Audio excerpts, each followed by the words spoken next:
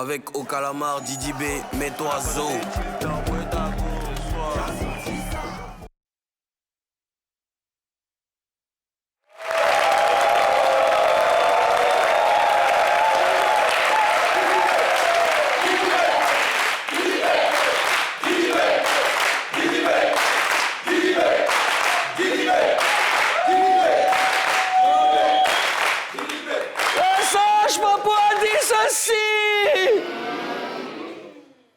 Il faut respecter celui qui a les feuilles. Papouase, papoué, bonjour. Nous sommes aujourd'hui, vendredi, dernier jour de la semaine, et vous savez que vendredi, c'est la fête en Papouasie. Et oui, la fête en Papouasie, on va bouger, ça va bouger avec Didi B, Bazarov, Shogun, Bayo, et DJ Zaram aussi qui est avec nous. Est-ce que ça va ici?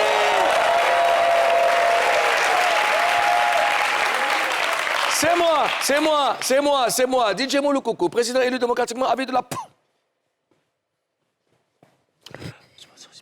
C'est bon? Oui, ça va, ok. De la laisse-moi. De la Papouasie. El Cuadraduro, el Pedrino, el Maestro, el Unico, el Peligroso, el Excellentissimo, el Talentoso, el Capo di tutti capi. Wow. Vendredi!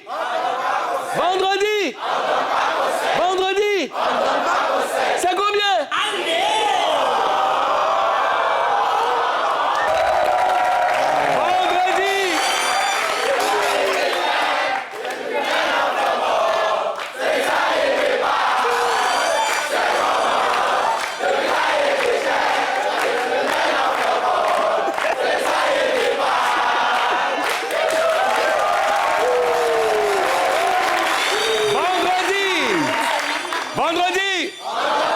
Vendredi! C'est combien?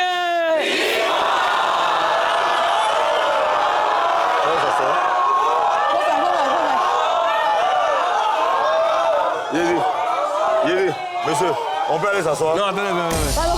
Le regard personne. Mimi, mon visage. Envoie-le, fais ça.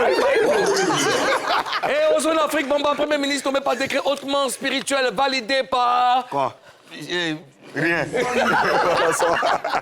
Alors, on vous l'a dit à l'entame de cette émission que nous allons recevoir Didi B, ça sera tout à l'heure. Mais avant, permettez que j'ouvre cette session de dépaporisation pour qu'on aille comprendre ce qui se passe. Allô? Et c'est combien? Je déclare ainsi ouverte la 120e session de dépaporisation de la saison 4 de Showbuzz. Alors...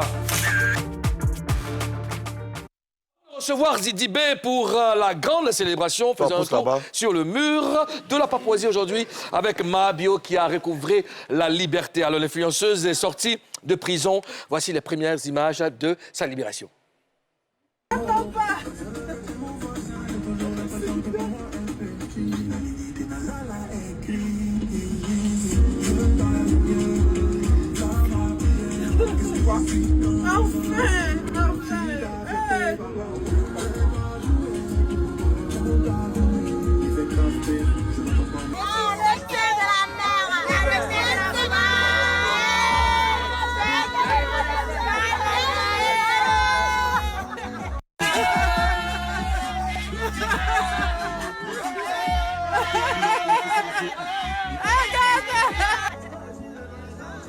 La main du vécu.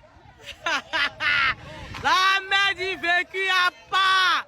Y'a pas la main, y'a pas.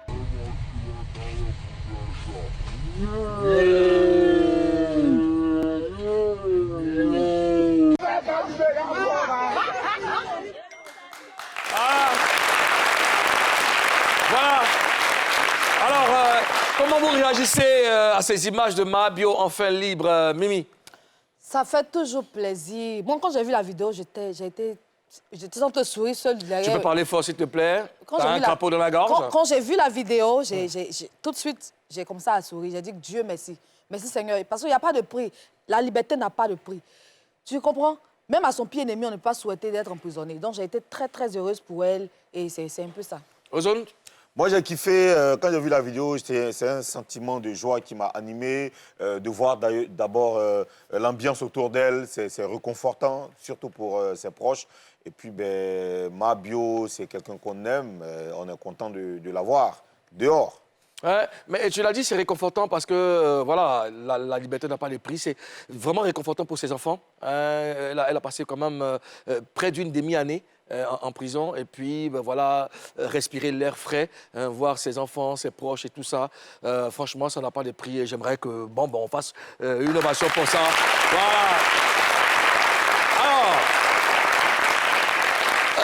Alors, Ozone, la question que certains se posent maintenant, c'est est-ce que Mabio pourra se reconstruire? Vous en pensez quoi? J'ai la certitude qu'elle va se reconstruire parce qu'on ne va pas sortir de prison pour venir encore faire des choses, à moins d'être vraiment sous l'effet sous l'effet d'une malédiction. On ne va pas sortir de prison pour venir faire les mêmes erreurs. Donc je crois qu'elle, c'est une mère de famille. Elle a cette obligation-là aujourd'hui de réussir, ne serait-ce que pour ses enfants et puis pour ses proches, pour des gens qui l'aiment bien. Tu as vu tout ce monde-là qui avait autour d'elle, toute cette joie-là que les gens ont manifesté de la voir dehors. Elle a une certaine obligation morale et sociale vis-à-vis de toutes ces personnes-là. Aujourd'hui, elle est obligée donc de réussir. Et je sais qu'il y a des gens qui sont prêts pour elle. Il y a des gens qui vont lui apporter leur soutien, ne serait-ce que pour ne plus qu'elle retourne dans ce genre de problème-là. Donc, elle est obligée de réussir et elle va le faire. D'accord. Zaram, tu te prépares à nous mettre de l'ambiance tout à l'heure parce que c'est vendredi, on ne pose pas de questions, un caillou dans nos oreilles. Mimi, alors, est-ce que Mabio pourra se reconstruire? Elle va se reconstruire. Toi, tu avais, il y a la lourde voiture d'abord qui vient la chercher. Ça, c'est la reconstruction qui commence comme ça. Attends, où est le rapport entre la lourde voiture ou la lourdeur de la voiture? La lourdeur de la voiture, parce qu'on reconstruction. sent que c'est quelqu'un qui veut qu'elle soit à l'aise. C'est-à-dire qu'il avait la chercher dans tout le confort. Il y a plusieurs voitures. Mais quand tu regardes l'intérieur de cette voiture, c'est qu'il y a voiture, puis il y a voiture. Tu comprends un peu? Ça fait un. De deux, j'ai vu... Il y a voiture, puis il y a voiture. Donc, tu dis que voiture d'Ozone, c'est comment? Pourquoi tu fais ça? Moi, il n'a rien dit. Hein. Mais pourquoi tu dis la voiture, puis la voiture? Moi, j'ai pas de voiture, j'ai un véhicule. Ah, ok. d'accord. Ah, oui, yo.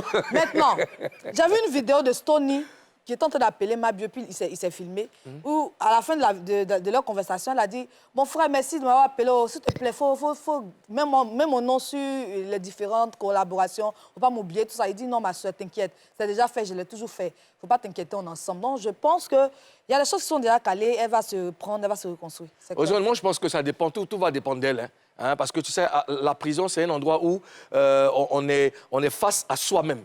C'est-à-dire que soit tu restes comme tu es ou alors tu changes. Donc, par rapport à ce qui t'est arrivé, c'est un endroit où il n'y a pas la vie. Ce n'est pas un endroit où on doit être. Tu comprends? Donc, si tu es là-bas, normalement, tu es face à ta conscience. Tu dois réfléchir, préparer, avoir conscience du futur, se préparer pour l'avenir. Donc, oui, elle sait, elle a passé beaucoup de temps là-bas. Ce n'est pas un endroit bien. Donc, là, quand elle ressort, je pense qu'elle fera attention à où elle va mettre ses pieds et à ce qu'elle va faire. Je suppose que, oui, elle a réfléchi, elle a eu le temps de réfléchir et puis de prendre de nouvelles résolutions. Ben voilà. En tout cas...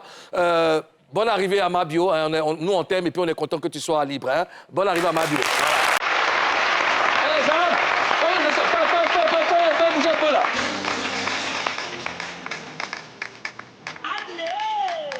DJ Zara, on the mix.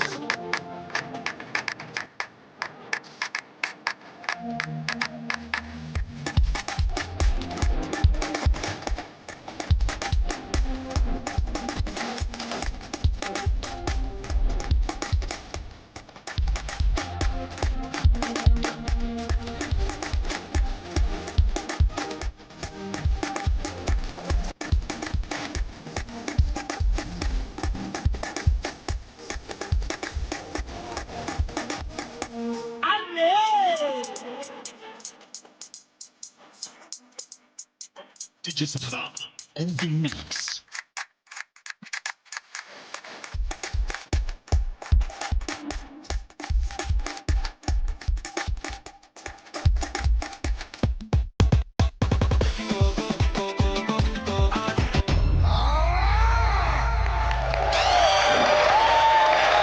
On vous l'a dit, c'est vendredi. Vendredi! Vendredi! C'est combien? 1000 francs! Papouase, Papouas, Papoué, vous qui nous regardez partout dans le monde, j'ai l'honneur et le plaisir de vous annoncer Monsieur Bassa Dilem, Didi B, Shogun Bayo.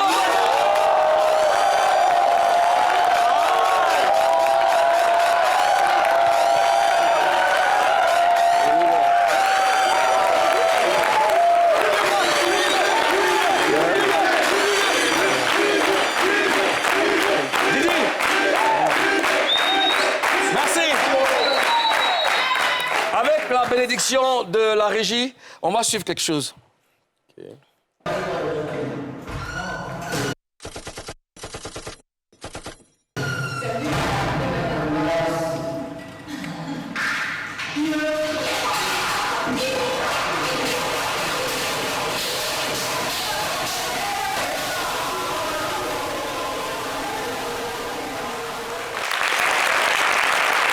Voilà, nous sommes avec Didi B dans la grande célébration. Didi, ça va bien? On est là. On est content d'être avec toi. Merci d'avoir accepté notre invitation. Alors, quand tu vois ces images, quels sont les souvenirs qui te reviennent? Ça me rappelle les moments de folie avec Kif No Beat. Ça, cet épisode-là, c'était mon idée en tout cas.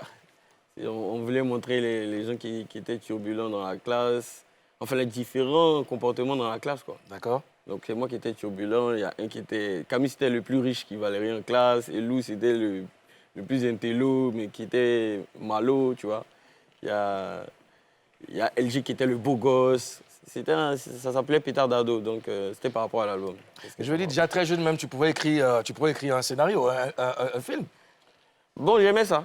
J'aimais ça. J'ai écrit plein de clips, de scénarios de nos clips même, en tout cas. J'aimais ça. D'accord. Ozone? Mais pourquoi toi, tu étais le plus turbulent? Dans la vraie vie ou bien c'est juste pour le film? Non, ça, il n'y a pas triché, hein, c'est comme ça même. Mais t'es turbulent. Tu peux te en vrai. redresser, s'il te plaît? Non, en classe, même dans la vraie vie, j'ai toujours été turbulent. Ok, y a pas. D'accord, ouais. Mimi? Bon, ici, si je ne me trompe pas, tu tiens un trophée. C'est quel trophée? Et quoi, cette photo-là? Oui, sur cette photo, oui. Non, ça doit être un cadeau. Hein. Ça doit être un cadeau, je ne me rappelle pas. Ah voilà, ce cadeau-là. Voilà ça. Ce trophée-là, Oui, ça oui, c'est Fireflow. Ça, D'accord. c'était le trophée de meilleur rappeur de Côte d'Ivoire en 2010, de Kif No Beat. Il y a longtemps que ça a commencé. Hein. Yeah. Alors, Didi, quand tu démarrais ta carrière avec Kif No Beat, c'était quoi ta plus grande ambition? Ma plus grande ambition, en vrai, c'était pas carré. Je voulais juste qu'on se fasse entendre en Côte d'Ivoire et puis dans l'Afrique francophone, quoi. On voyait des autres rappeurs au Cameroun, on voyait des autres rappeurs au Sénégal. Donc on voulait aussi être des grands rappeurs de chez nous. On voyait les Boss Play et les MAM aussi, tu vois. On voyait Garba, c'est quand on voulait aussi être de grands rappeurs, c'est tout. D'accord. Est-ce que tu peux revenir sur la J'ai vu une photo là, ouais, il y a une photo là où tu étais assis sur un trône. Là. On a l'impression que tu es assis sur un trône. Est-ce que tu penses que tu étais prédestiné à cela?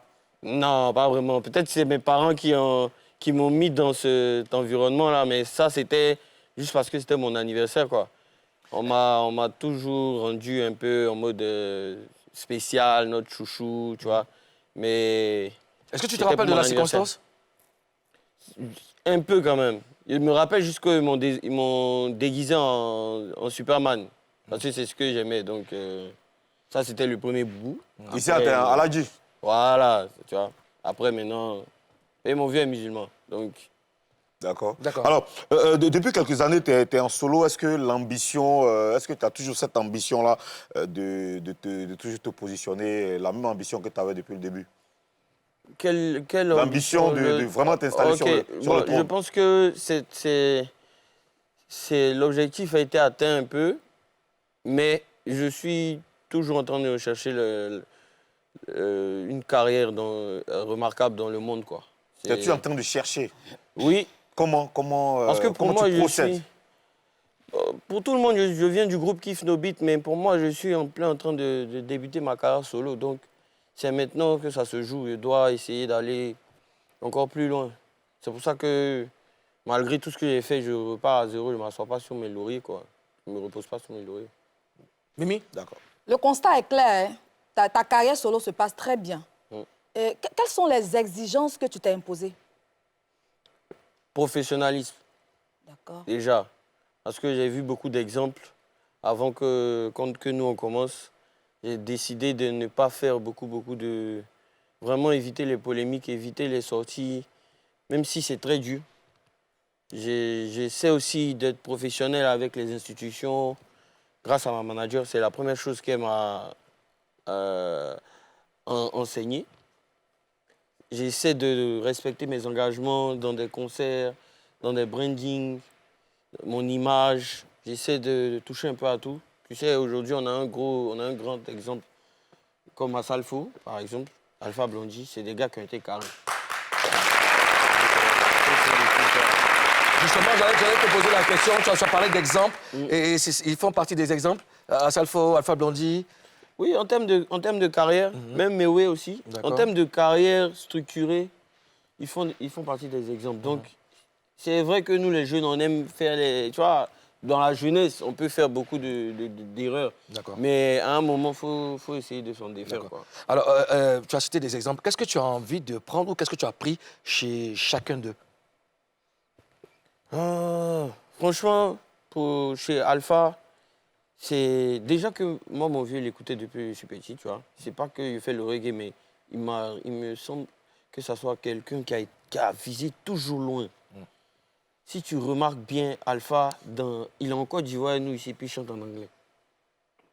Tu vois un peu. C'est-à-dire que lui, il se considère comme un artiste du monde. Mais de temps en temps, il fait des sons en djoula. En baoulé aussi. En baoulé aussi.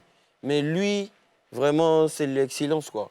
Lui, il joue en Ligue des Champions. C'est-à-dire qu'il joue au Brésil, après il vient jouer ici. Il est partout dans le monde. Et moi, c'est un grand exemple pour moi. Asalfo aussi, avec Mali System, ils ont fait preuve d'ambition. Jusqu'aujourd'hui, dans notre génération, on essaie d'y arriver. Il y en a qui arrivent un peu, il y en a qui essaient. On essaie tous. Hein. Mais c'est des exemples vraiment... Mais oui, c'est plutôt pour la constance. D'accord. Mais oui, ça, je ne peux pas cacher. Il a été constant jusqu'aujourd'hui. Il a sorti son Maïmouna il n'y a même pas longtemps. Ton genre? Non, il n'y a pas l'homme. Tu vois, donc, mais oui. Alors, je veux dire, quand tu débutais avec Kif No Beat, est-ce que vous aviez un modèle? Parlons de rap.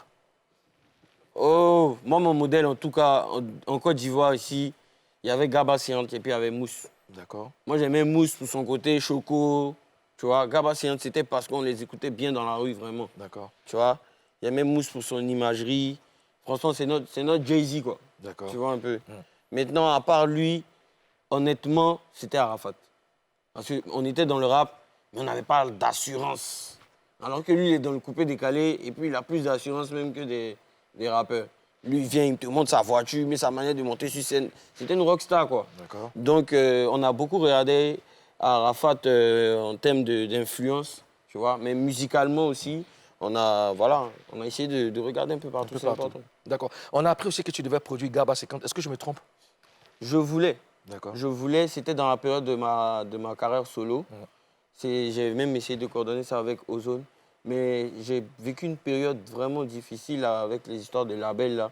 Ce qui a fait que je me suis retiré, on va dire, j'ai mis ça en stand-by. D'accord. Mais c'est pas mort, c'est pas mort. Hein. C'est pas quelque chose que j'exclus jamais de la vie. D'accord. Donc ça peut, à n'importe quel moment, bien sortir sûr. dans le dos. Parce qu'en ce moment-là, le Quetel, il est pas là. Vous n'avez pas encore les feuilles? Le Quetel, là, on peut gérer tout, allez. D'accord, donc les feuilles sont rentrées, donc c'est bon. Ouais, on peut gérer même un petit projet rapidement. D'accord, c'est bien, c'est une bonne nouvelle. C'est une bonne nouvelle encore pour... Alors, Didi B, on est passé de Shogun Bayo à Bazarov. Pourquoi ces surnoms? Bon, Shogun Bayo, c'est au Nigeria qui m'a donné ce nom-là. D'accord. Tu vois, parce que les gars, comme je venais d'arriver et tout, ils m'appelaient boss. Donc, il dit, donc, comment on appelle les coutrous aussi chez eux là-bas. Puis le gars m'a dit Bayo. Donc moi, il m'appelle Shogun Bayo. Shogun Bayo. Wow. Shogun Bayo. Et Bazarov? Bazarov, c'est mon premier nom de rappeur. Didi B, là, le B, c'est Bazarov. D'accord. Voilà, j'ai regardé un film avant, et puis il y avait une famille dedans, on appelle la famille Bazarov. Donc, on avait dans le quartier un groupe qui s'appelait La Famille Bazarov. Ils sont toujours là, même. Mes amis Yacobi Bazarov, Milo Bazarov. Il y a mes petits. Et puis il y a Dilemme Bazarov. Bah, tu vois, c'est les Bazarov, tu vois. Mais c'est un nom un peu russe, donc ça faisait chic, c'est tout. D'accord. Aux Afrique Bamba. Alors, là, ce sont des personnages, c'est-à-dire Shogun Bayo et Bazarov. Quelle est la particularité de chacun de ces personnages et à quel moment chacun intervient dans ta carrière? Bon, Bazarov, lui, franchement, il est sans filtre. Il est sans filtre. Bazarov, il n'y a pas... Même si professionnel, c'est là, mais Bazarov, là, c'est le rappeur à la base. C'est le turbulent là qu'on a vu. Voilà. C'est lui le Bazarov. C'est le Bazarov, c'est le rappeur à la base. Yeah. C'est le jeune rappeur, ce qui veut dire, dit. Didi B, c'est tout, hein. C'est Dilemme, c'est Bazarov, c'est Kazama, c'est Shogun, mais Bazarov, là, c'est... Là, qui est là en ce moment avec nous?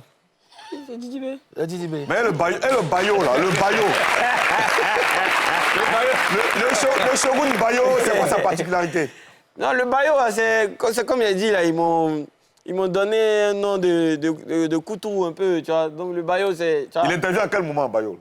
Le Bayo, c'est dans les travaillements, tu vois, le Bayo... Maintenant, Bazarov... Je suis sûr que le public ici, actuellement, là, c'est Bayo, ils sont allés chercher. Toi, tu cherches Bayo.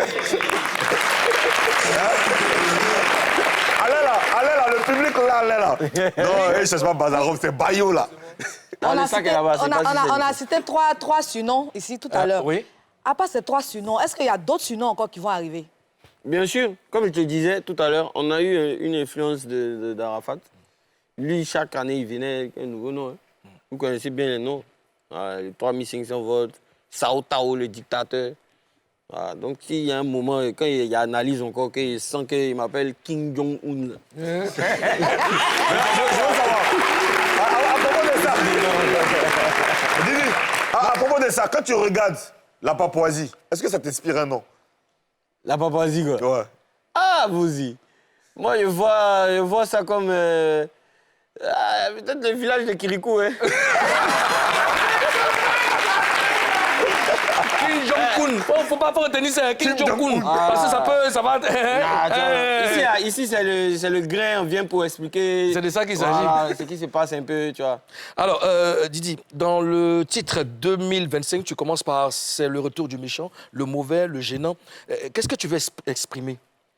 Non, on dit « je suis méchant ». Donc, il y a beaucoup dans le game qui disent que je suis méchant et tout. Donc, il dit « il veut me faire passer pour le méchant ». Il accepte le rôle. C'est pas parce que je suis là qu'à chaque fois on dit je suis méchant, il a essayé de m'expliquer. Il dit bon, je suis méchant maintenant. Oui. Tu assumes? Oui. Oui. Il y a quoi maintenant? Je suis méchant, oui.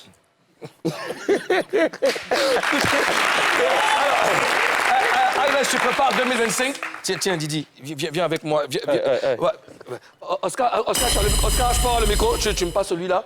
Je vais te... Voilà, tu tiens celui-là, tu le gardes à côté. Alors, Didi, tu viens avec moi. Cher Papois, chère Papouase, nous sommes avec Didi B. Posez-lui toutes vos questions dans le live Facebook de cette émission. Juste après l'émission, il va vous répondre. Didi, 2025, moi, je vais m'asseoir un peu. OK. Didi B.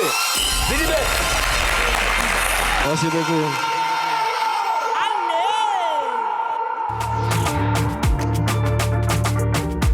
Avec au calamar Didi B, mets-toi zo.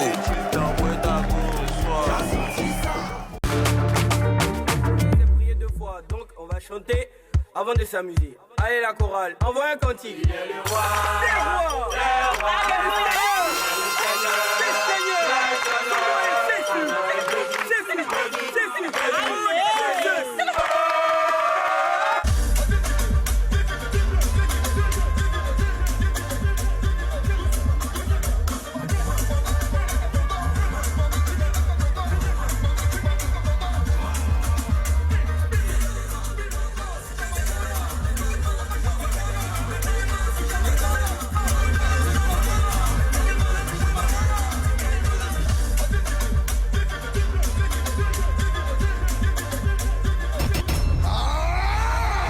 Je veux pas. C'est un nom d'élimination.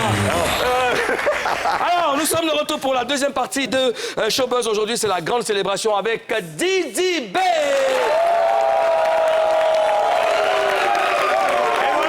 Nous ne sommes pas seuls. DJ Zara est là et DJ Ives aussi est là. Du bruit pour lui. On va s'asseoir à tes côtés. Voilà. Alors, Didi, tu es l'un des rares rappeurs ivoiriens qui a un DJ attitré. hein, et puis un band. Donc, Ouais. Ives, je parlais d'Ives. DJ Ives, c'est du bruit, c'est DJ Ives. Alors, l'idée d'avoir cette équipe naît comment? C'est toujours l'envie de se surpasser. Hein. Tu vois, quand tu regardes dans le monde entier, tu vois, Lil Wayne, il a son Benz. Commençons même par Bob Marley, il a son Benz, il s'appelle The Wailers. Il avait son Benz plutôt. Meway, il a son Benz, il s'appelle Zo Gang. Donc, c'est un groupe de musiciens, c'est un groupe de travail. C'est pour reprendre les morceaux, pour créer même des morceaux. Parce qu'on n'a pas encore sorti les morceaux qu'on est en train de préparer, mais on est en train aussi de créer des morceaux en live. Donc, c'est pas que... Tu vois, aujourd'hui, t'as Kendrick Lamar qui a fait les Super Bowl. Il a joué avec un orchestre, il a fait du live. Donc, la dimension du rap est en train d'aller un peu plus loin. D'accord. Donc, il me dit qu'on peut suivre aussi en Afrique. Comment on appelle le band de Didi B? B613. B613. Ouais. Ah, Ça veut dire quoi? C'est la première fois que j'entends ça. C'est quel groupe? B613. Le B613, c'est le groupe qui dirige derrière aux États-Unis le président. B613. Ah, c'est eux qui sont derrière. C'est quoi le message? C'est quoi le message derrière Ça veut dire comment je suis sur scène. Mais eux, ils sont derrière, c'est eux qui coordonnent toute la musique. Le président, c'est toi? Ouais. Je suis le président de ma scène. Je suis le président de ma scène. Voilà. Alors, Didi, comment tu te prépares avant un concert live? Comment tu te prépares avec ton bandé, le DJ? Bon, ça c'est vraiment... C'est une technique qu'on n'a pas inventée, mais on a coordonné. Ça se fait un peu partout. On essaie de reproduire les instruments du son, mais on essaie de garder aussi la couleur de l'instrument, puisque c'est du rap. Quand on va au studio, on ne joue pas en live, on fait des instrus avec les beatmakers. Donc on garde quand même le squelette, on met la maquette, on garde les stems de l'instru. Et maintenant, on essaie de moderniser on fait un peu... Moi, j'aime bien aller dans le rock. D'accord. Donc on essaie de switcher, on essaie de mettre du rock, un peu de l'acoustique. La batterie aussi suit le même rythme qui se passe dans le son, pour ne pas perdre le côté rap, en fait. D'accord. Ben, gros avantage, le DJ même est beatmaker. Voilà. Ives. DJ Ives. Didi B, le rap, il voit aujourd'hui à une autre dimension, une dimension supérieure. C'est la musique la plus écoutée. On a eu la tort au là. Je peux parler. C'est la musique la plus écoutée devant quand même le zouglou et le coupé décalé. Mais si je propose la question, Bati, pardon. Je peux continuer. Alors, je voudrais savoir, à ton avis, qu'est-ce qui s'est passé? Qu'est-ce qui a joué en la faveur du rap? Qu'est-ce qui a fait qu'est-ce qui s'est passé pour que le rap se situe aujourd'hui devant tout le monde? Honnêtement, je pense que le travail a payé. Hein. Le travail a payé. Ce qui s'est passé réellement, c'est qu'il y a beaucoup d'acteurs maintenant. Tu vois? Il y avait pas... avant, il y avait que... on va dire... bon, pas quand j'ai avant, je parle des années 2010, 2015, vers la période du coupé décalé. Il y avait Kif No Beat, après il y avait MC1, après il y avait Suspect, il y avait qui? Il y avait Bob Denard. Tu vois? Mais je reconnais que cette période-là, on va dire, ceux qui étaient vraiment en train de se bousculer avec les vieux pères du coupé décalé, c'était nous. Les autres aussi se faisaient leur place. Juste après, vers 2019, Suspect s'est fait sa place aussi, tu vois. Et il fallait plusieurs têtes en même temps, tu vois. Et c'est ce qui est en train d'arriver. Aujourd'hui, tu ne regardes pas Didi B, tu peux regarder ailleurs, tu vois. Mais c'est ça qui a fait, parce que le coupé décalé, ils ne sont pas venus, et puis c'était pas Arafat seul. Hein. C'est-à-dire que tu écoutes Moulou Coucou, après tu écoutes DJ Arsenal, après tu écoutes Mix, après il y avait beaucoup de gars qui moussaient. C'est ça qui est important et c'est ce qui est en train de nous arriver aujourd'hui. Nous, aujourd'hui, là, on a combien d'artistes qui ont fait le palais? On a plein d'artistes qui ont fait le palais, tu vois. Donc on est en train de donner sueur un peu au coupé décalé, mais c'est pas grave. Non, on n'est pas en train de donner Mon sueur. drapeau me manque au... On n'est pas en train de donner sueur, on est juste en train de... C'est juste une petite correction. Mais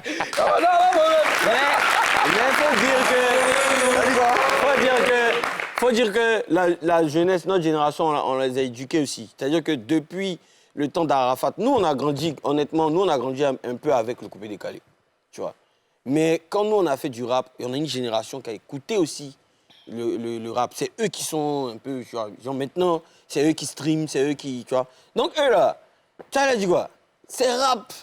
C'est ça qui est juste. C'est vrai qu'ils dansent un peu souvent, mais c'est rap. Ouais, t'es content comme ça, hein, pas de problème. Aujourd'hui, une partie Merci la tada, c'est saz. Je peux poser ma question. Allez-y, nous sommes tous deux frustrés, allons-y. Oui, allons-y, enfin comment. Aujourd'hui, une partie du public et des observateurs de la musique ivoirienne et de la scène musicale te considère comme le leader du rap ivoire. Est-ce que c'est la même idée que tu as de toi?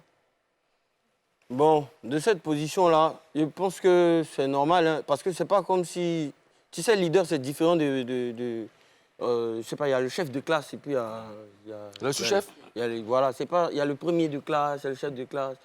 Les gars me considèrent comme leader parce que j'essaie d'être exemplaire. J'essaie de faire les choses dans les normes. J'essaie de... C'est comme quand il y a certains collègues qui disent pourquoi il y a 10 tel dans tel son. C'est parce qu'eux, ils disent que quand moi je dis un truc, ça, ma voix porte plus. Tu vois?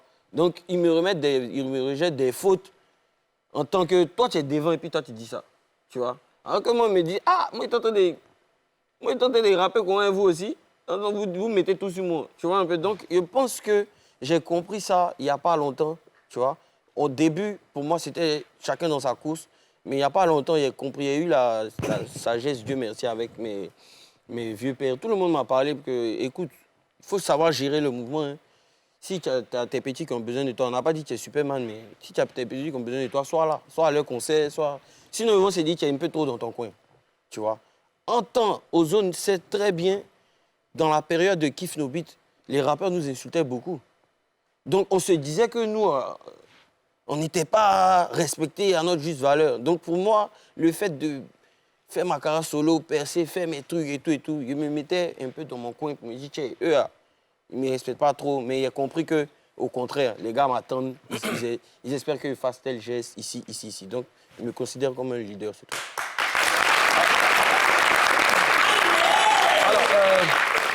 Tu disais tout à l'heure qu'au temps de Kiff No Beat, les rappeurs vous insultaient et tout ça. Qu'est-ce que tu leur reprochais, eux? Qu'est-ce que les rappeurs vous reprochaient, vous, Kiff No Beat?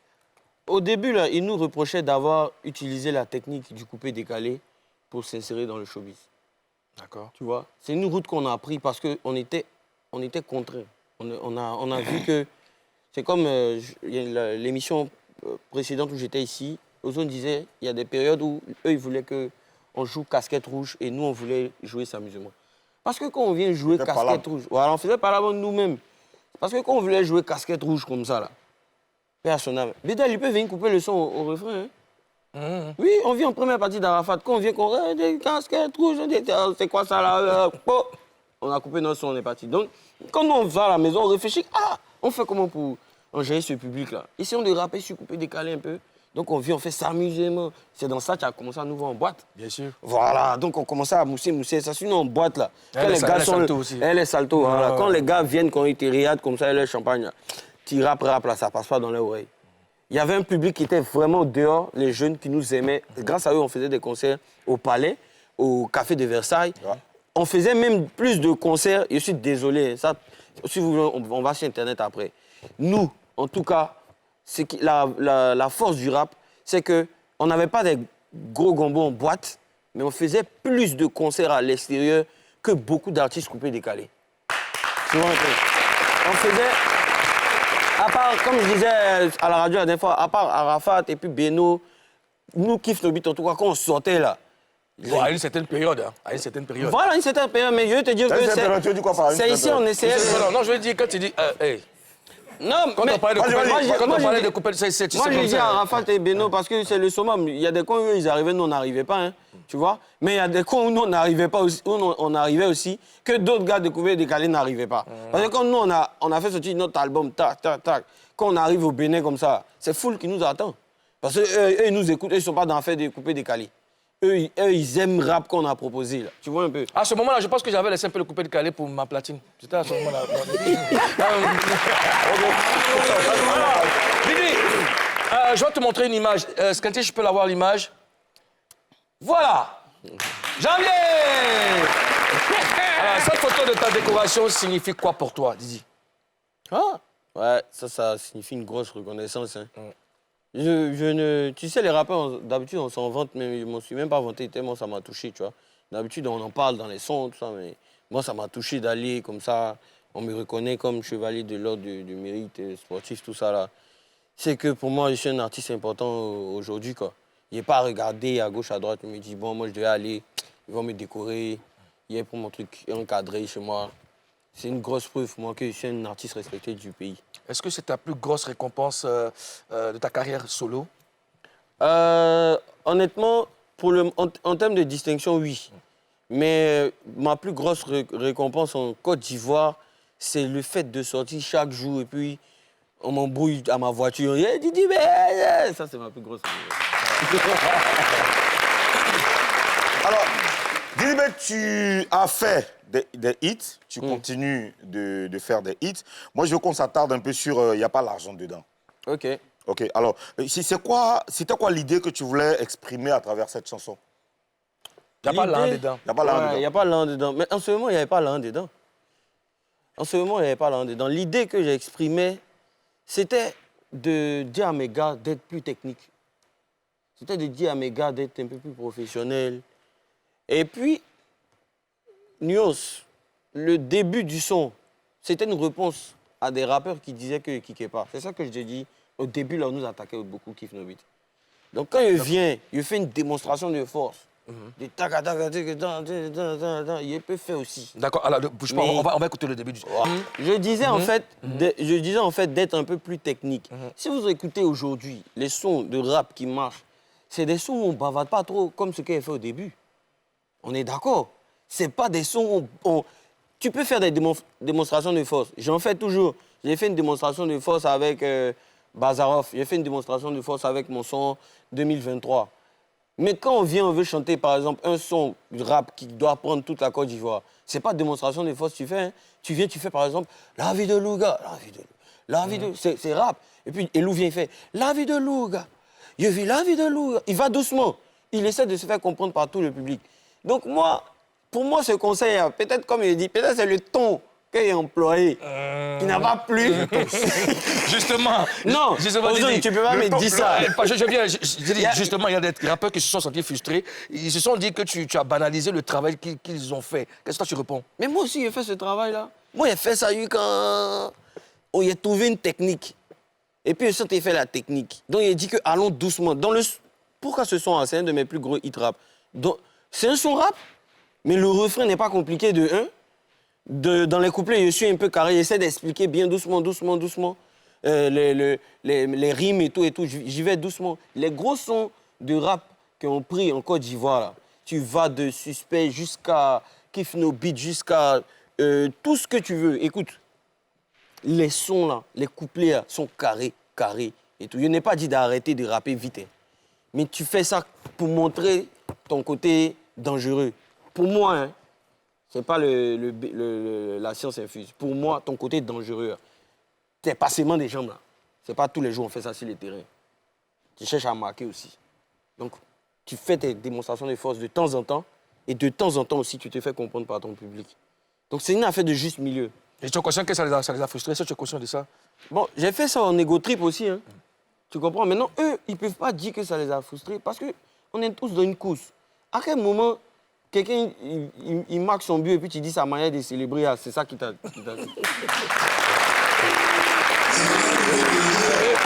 Didi, va ton micro là. Viens avec moi, Didi. Moi, je comprends pas. C'est la manière de célébrer qui n'est pas... Pardon. Mon micro tombe. Pourquoi il marque et puis il danse? Je t'ai dit, hein, parce que c'est la manière de célébrer. Bon alors, il est déjà prêt. Non, on va célébrer pour nous ici. Vinicius doit danser. Cher papa, Didi B nous offre le plus gros hit du rap ivoire. Il n'y a pas la hand dedans. Didi B. Là, j'ai touché par là.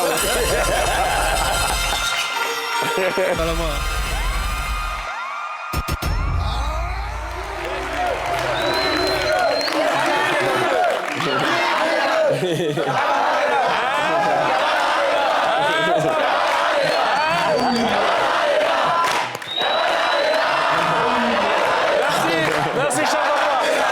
Merci. Alors, Merci, Didi B. Je vais te montrer des photos de toi et des personnes ou des personnalités. Okay. Donc, tu vas nous dire c'était à quelle occasion et nous donner des anecdotes. OK? Première photo. Ça, c'est le Big Boss Billon. Jean-Louis Billon. C'était après ma victoire au Trace Award. Et j'ai décidé d'aller lui montrer le trophée chez lui. Parce que on entretient une très bonne relation. Il me donne des conseils souvent sur ma carrière aussi. Hein. Parce que c'est venu de nulle part. J'ai fait une vidéo où il disait « l'argent ne fait pas le bonheur ». Il est pas... Et puis moi, j'ai fait une vidéo, il dit « il faut arrêter de nous trafiquer vieux ». Donc après, en même temps, ils m'ont cherché mon contact, ils m'ont appelé. Il dit « ah, c'est ce ça ». Et puis il a dit « bon, c'est rien, viens, on va faire une interview sur moi ». Tu vas me demander pourquoi moi j'ai dit que l'argent, c'est pas ton nom. Et puis on a fait l'interview et puis après, c'est passé comme ça. Ce jour-là même, il a essayé ma voiture, tout ça. Là. C'était chic en tout cas. Vous avez l'air très proche. Ouais. Deuxième photo. Hey, ça, c'est Rasta. Ça, c'est mon ex-bodyguard. Là c'est, comment il s'appelle? Stan, notre bodyguard principal de Kiff No Beat, de tous les artistes, qui l'a fait travailler avec moi. Et franchement, c'est un bon gars. C'est un bon gars. Et là, il est rentré en famille, en fait. Où? En France. En France? Ouais. D'accord. Et comment est née votre collaboration? Bon, à force que, comme on voit les bodyguards, lui, il était un peu plus protecteur, en mode « je suis son petit », tu vois. Donc, si vous voyez même, il y a des vidéos où il y a un gars qui a ambulancé, c'est basse sur ma tête et puis il l'a enlevé, tout ça. C'est un vieux moron, il est prêt. Hein. Enfin, ça allait au-delà du boulot même. Troisième photo. Ah ouais. Bon, ça, c'était vraiment. Bon, ça, c'est la dernière photo. Hein. Ouais, la dernière. C'était, je crois que c'était un sommet des rencontres des Africains et puis l'État français. C'était, franchement, je vous assure, j'aime pas les trucs comme ça. Je voulais même pas aller, c'est Diba qui m'aide à être un peu dans les institutions et tout. Donc, elle m'a dit, allons-y et tout. Donc, quand il faisait la tournée, les salutations, il saluait tout le monde. Et il y a derrière, le directeur de Sony Africa. Ce qui m'a marqué, c'est que le directeur de Sony Africa a dit que je vous présente Didi B. Puis il a dit non, je le connais déjà. Waouh. Il dit, hein?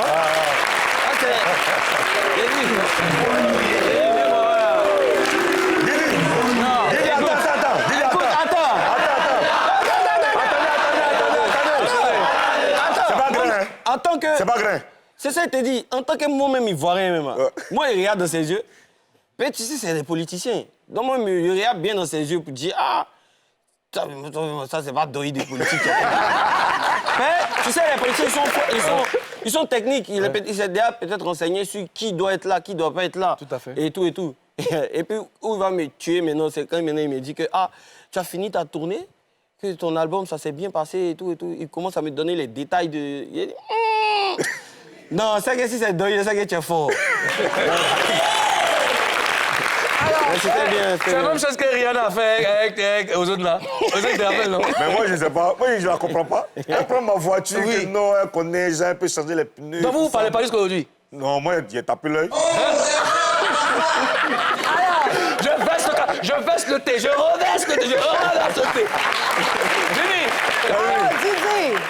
Didi B, Yes. de tout ce que tu as accompli dans ta vie, dans ta carrière, qu'est-ce qui te rend le plus fier? Dans ma vie, c'est la venue de ma fille. C'était d'abord mon mariage, mais la venue de ma fille. De tout ce que j'ai accompli, je pense que c'est ma constance. Jusqu'à aujourd'hui, je suis là. Et puis, le travail qu'on est en train de faire pour aller au stade. Franchement, si je réussis ce pari-là, je pense que dans toute l'Afrique, je vais essayer de remplir que des stades, en fait. C'est mon rêve qui est là. Donc, quand je t'écoute parler, je pense que ta fille, elle est née à un moment où, je pense qu'elle est née au bon moment, où il y a de l'adversité, tu te sens attaqué, et elle est là comme un ange qui apparaît pour t'apporter du soutien. non, en fait, moi, je pense, comme tu as dit un ange, je pense qu'elle est là pour me rappeler que tout ça, c'est un jeu. D'accord. Ce n'est qu'un jeu, il ne faut pas y être trop Il faut que je me laisse aller pour m'occuper de ma famille. Je ne dois pas rentrer dans trop de choses, vu que j'ai une famille à protéger aussi, tu vois. D'accord. Donc, ma fille est là, je fais mon travail comme je dois le faire. Et je me rappelle qu'il y a des gens qui m'attendent à la maison. D'accord. Molo, Didi, pardon. Tu as dit que tu es aussi fier du travail que vous êtes en train de faire, que tu es en train de faire avec toute son équipe pour le stade. C'est quoi ce travail que vous êtes en train de faire pour le stade? Et puis, il faut que tu confirmes le stade. Je confirme le stade. Ok. On C'est pas le va en travail. parler, je préfère qu'on en parle dans la troisième partie. Tiens ton micro, Didi, viens, allons causer un peu. Lui, il aime quand il chante. Ah ouais, vas-y, pas seulement. Chante seulement. Chers Papouas, aujourd'hui, nous célébrons Didi B et le titre qu'il va nous présenter, c'est Boomerang. Yes. Boomerang. Didi B. On recommence.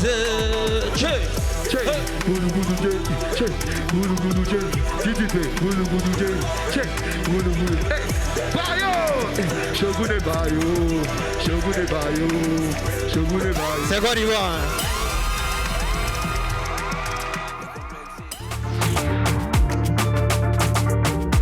Avec au calamar, Didi B, mets-toi zo.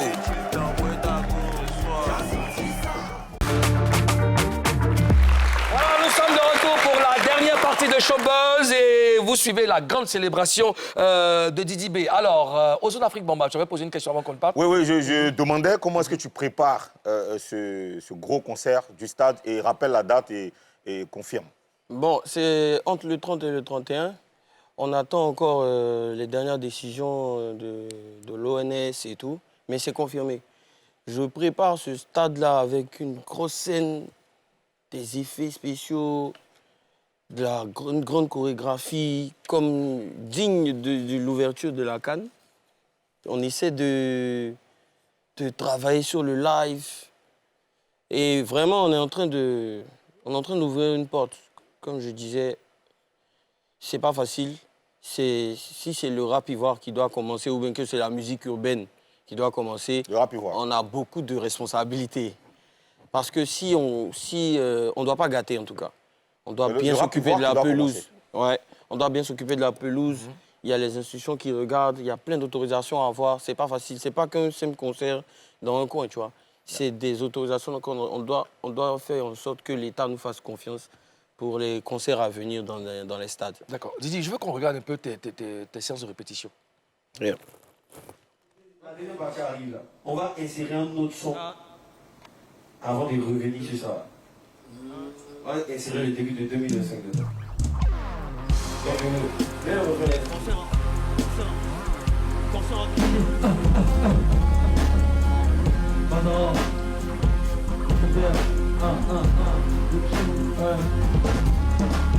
Concert en Guinée, y'a personne qui loue. Je fais des clips au musée du Louvre. Numéro 1 en Afrique de l'Ouest. Avant de se mettre sur comme je fais mal à l'Ouest. Minimum 20 millions, sinon j'annule. Champagne et plus, après j'éjacule. Rappeur en défaite, que j'accumule. Shogun en mix, on achète qui fouille. Je mets tous vos boss de la musique du forêt. Dans le game, que des loups, que des cons. Je joue les rythmes et tu refais ta. Tout le monde a cédé ma carrière. Ouvert les yeux, je négre, il faut aller en rouge. Mais de faire la fête. Ça bosse. Alors Didi, 13 jours après la sortie du clip de Go, on est à 3,7 millions de vues. Satisfait de cette performance? Bah oui, hein. Oui, parce que déjà, le truc qui m'a le plus plu dans ce clip-là, c'est que ça a enflammé tous les réseaux. Donc, tu sais, avant, on postait nos clips, ça reste en nous, on doit se débrouiller dans une promo en bas, là-bas, pour que ça rejaillisse sur la surface. Mais ça a fait un buzz comme autant de moto. Donc, ça veut dire que ça confirme encore que c'est notre mouvement qui est aux yeux de tous. D'accord. Qu'est-ce que tu as envie de répondre à cette polémique? Laquelle? Tu l'as vu, la polémique, tu l'as vu. Aujourd'hui, c'est, je veux dire, c'est sur les réseaux aujourd'hui, on ne peut pas aller sur Internet sans voir ça. Moi, j'en rigole simplement. Hein.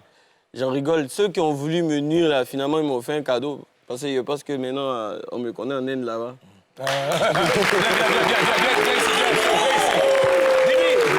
Écoute, nous, on te dit merci d'être passé à Showbuzz. Yes. Et bravo pour tout ce que tu as accompli. Je pense que le meilleur a venu. Vraiment, on est tous fiers de toi. Je dis merci à tous les papas. Ozone, Mimi, merci. Yeah. Merci à vous, chers papas qui nous regardez. On va terminer avec Didi B, Dango et Dega. On se dit à lundi. Prenez soin de vous. Bonne suite du programme sur NC. Yeah.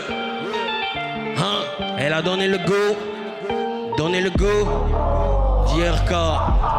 Bazaro. On n'est plus à l'époque des crêtes. T'étais pas là avant que t'as pète. Ah bah biche, on c'est nous les mettre. On te cherche, on va mener enquête. On est nous aussi depuis l'école. On n'est pas ta science, on va te coller. On veut te mougou, toi tu joues les. On veut te mougou, toi tu joues les folles. Sur le terrain comme c'est Fofana. Après concert dans les selfies au fana. Pas en JRK dans les annas. Tu fais le seul mais y'a rien dans ta panne. International, je vais au front. Je travaille plus, négro c'est un temps. Après des respects, même c'est un nu. Allons-y, t'as ta mie, elle vous montre une chose. Elle a donné le go, à cause de ça t'es parti au news. T'as donné ta position, à cause de ça t'es parti en cabas. Tu veux savoir le prix de ma paire, va tasser 3 fois ta paire. Quoi? On va sortir sur toi, tu vas nous montrer si t'as care. Elle a donné le go, tout le monde. Elle a donné le go, pour ça t'es parti au news. Elle a donné le go, pour ça t'es parti au news. Elle a donné le go, ok. Et ça, Moja, c'est comment soigner, bizarre. Ouais, j'arrive en fousse, j'arrive en pétard. On va pas comment et connaît déjà. Tout le monde. Hey, tout le monde. On va pas comment et connaît déjà. Les gars, on est près depuis longtemps, on va t'éponger, bikini pourtant. Je suis le plus petit parmi les Dalton. Tu veux parler de quoi, mon ami, faut attendre. C'est trop, t'entends. T'en veux des tonnes. Tout le monde. On a bougé. J'arrive en fousse, j'arrive en pétard. On va pas couvent et qu'on est déjà. Des gars. On a ensemble. Merci la conspiration. Siggy.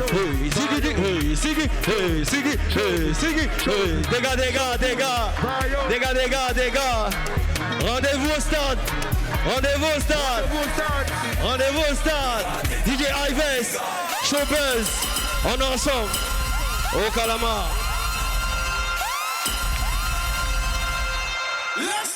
Avec Au Calamar, Didi B, mets-toi zo.